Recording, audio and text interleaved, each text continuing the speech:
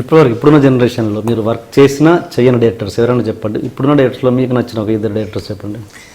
నేను పర్టికులర్గా ఈ డైరెక్టర్ ఆ డైరెక్టర్ నేను చెప్పడం బాగుండదు. ఒకటి, రెండోది చెప్పలేను కూడా. ఎందుకంటే every director is a book అండి. Every book has its pages, good and bad. కాబట్టి పర్టికులర్గా నేను ఇంకా చాలామంది డైరెక్టర్స్తో, కొత్త డైరెక్టర్స్ నేను పని చేయలేదు. I'm looking forward to work. అందుకే అంటున్నాను, మీరు పని చేయని వాళ్ళలో ఫలానా డైరెక్టర్తో పనిచేస్తే బాగుంటుందని ఉంది, ఒక కోరిక ఉంటుందిగా. ఇప్పుడు త్రివిక్రమ్ గారితో తీరిపోయింది అది. అవును, అలా. ఎందుకంటే ఓషన్ ఆఫ్ డైరెక్టర్స్ ఉన్నారు.